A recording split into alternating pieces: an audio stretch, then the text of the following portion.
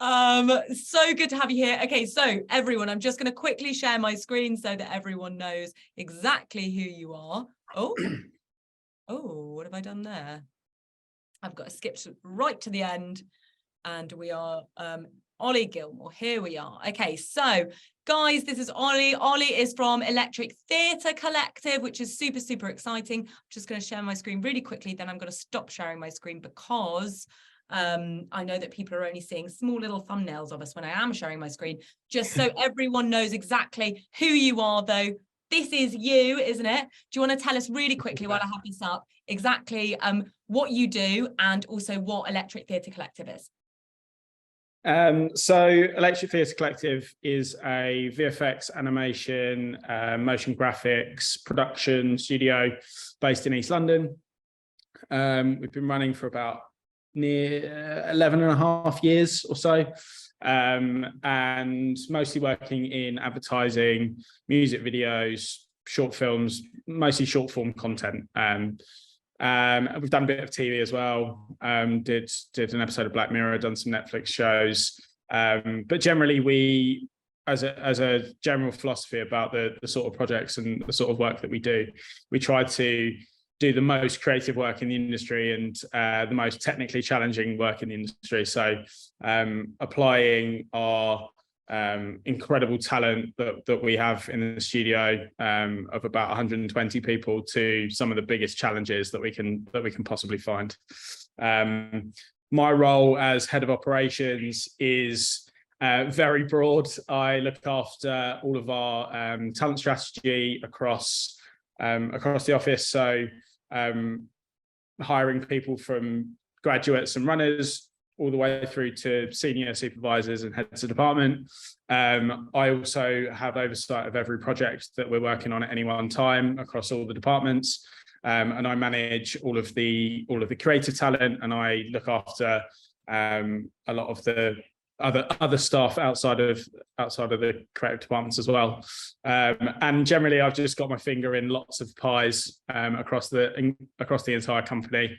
As quite a generalist person, I like to get involved in just about everything that's going on.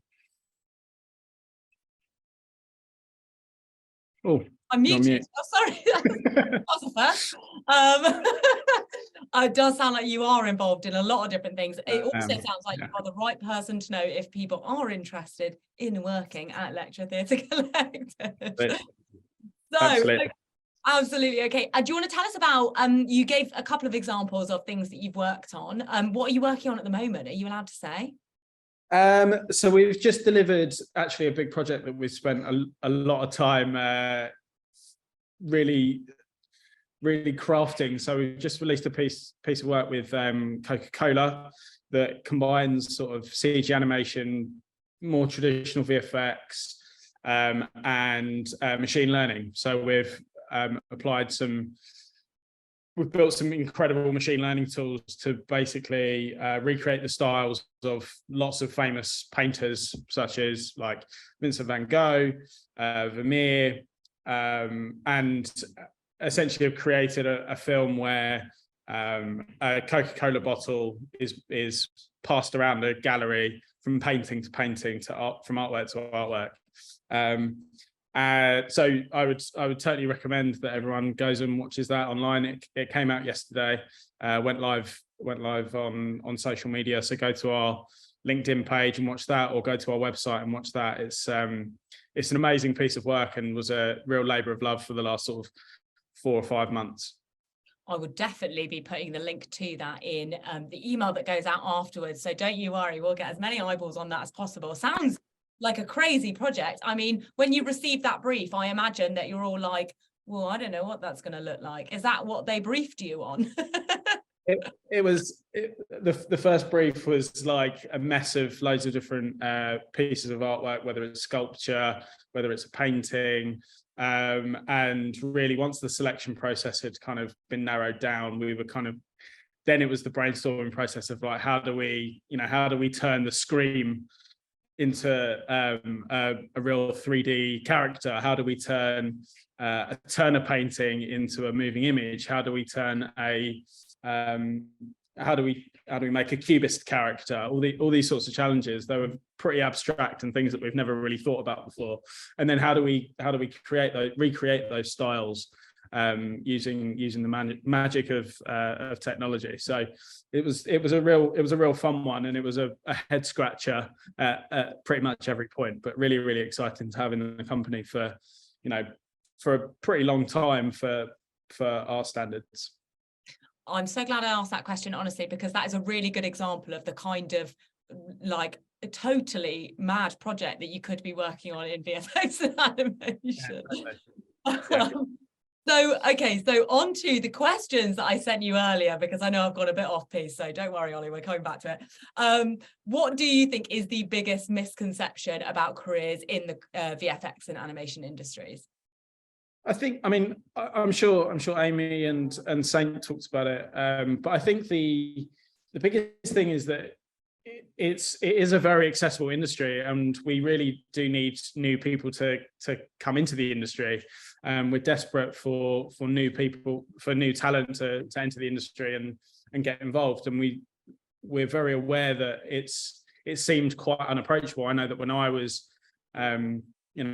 when I was younger, I didn't realize that this was a career path that I could follow. I didn't realize that this was a subsection of the creative industries that was even available to me. So I think really the biggest misconception is that it's really exclusive. I think there are so many different departments and different roles that you can take in a visual effects company, that you can essentially be very involved with the creative process in lots of different departments, not just necessarily the creative ones. So yeah, I think the industry is crying out for people to get involved, and we're really desperate for the doors to open to more people.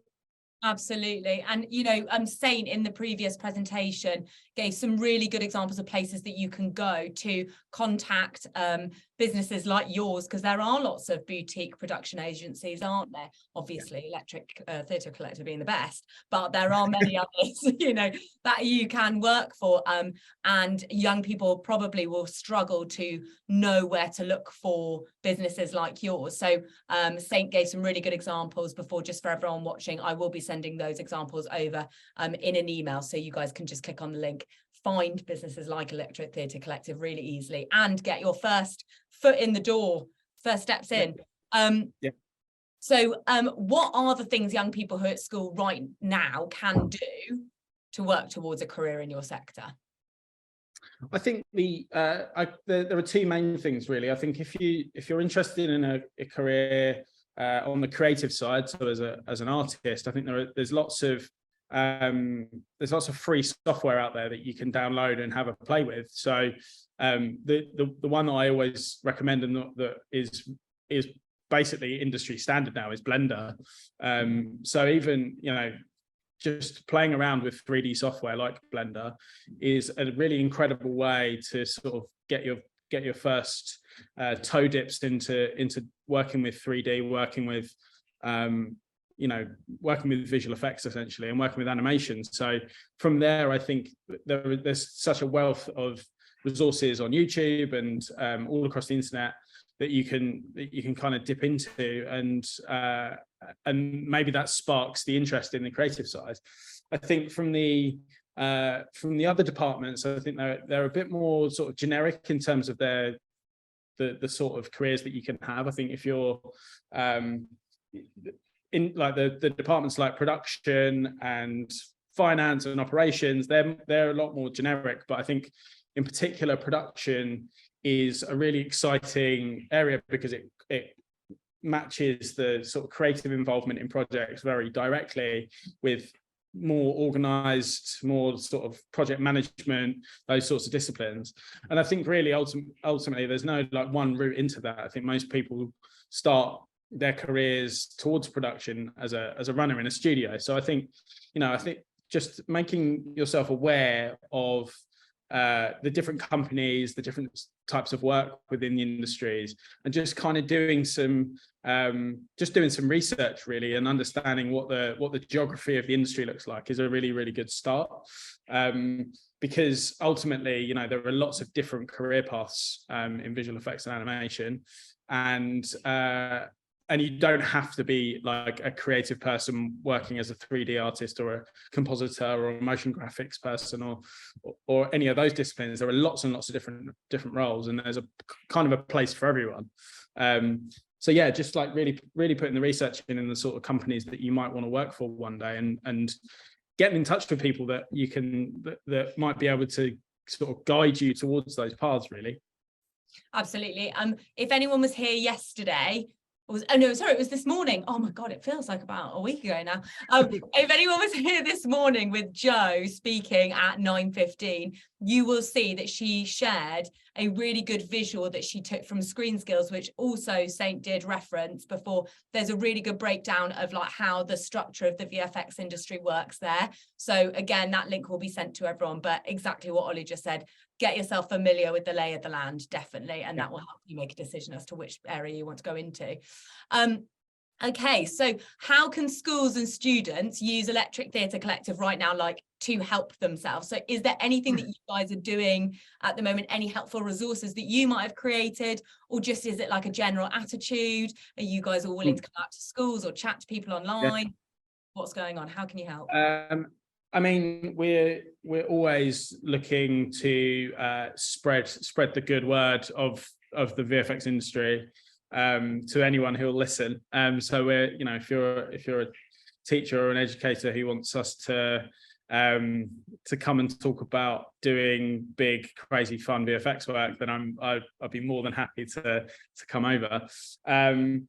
If you're a student looking at how to get into the industry, I think we, you know, I've kind of touched on some things that you can do right now, but I think, you know, we've got some really interesting breakdowns of projects that we've done, and we are sort of expanding our opportunities for people that are kind of leaving school, and we're trying to open up our opportunities in terms of work experience and for running experiences, so that people can get a taste of the visual effects industry and what it's like to work in what is you know, a very very welcoming environment, but also a very like high-end visual effects studio. So I think really what I always say is that just to get in touch, and if you're interested in what we do, there's plenty of avenues on our website, whether it's our jobs email address, which is jobs-ldn@electrictheatre.tv, or info@electrictheatre.tv. I'm on the end of both of those emails, and you can get in touch and ask me literally any question about any project. I'm well versed enough to give you a good answer and give you some more information. Or if you just want to, if you want me to come and talk to some students or whatever, I'm very available and very invested in helping people get into the industry. Well, Ollie, I'm sure you're going to be inundated with teachers now being like, please, can you come and talk to us? Because which is absolutely the way it should be. So that's great. That will be music to the ears of many staff members across the UK who are watching right now, and on demand. Finally, I'd also like to say that Electric Theatre, Framestore and Escape Studios, of course, are on the ERIC app. So if you guys do have any opportunities that you are promoting, it often goes on the ERIC app first anyway. So anyone who doesn't have the app, obviously get the app, but also follow Electric Theatre and all the others on all socials as well, because you'll also be notified that way as well of any opportunities. But that has been wonderful. Thank you so much for chatting to us. It's so interesting to hear about the projects that you've been working on, and also about all of your recommendations for young people at school, how they can get involved in VFX right now.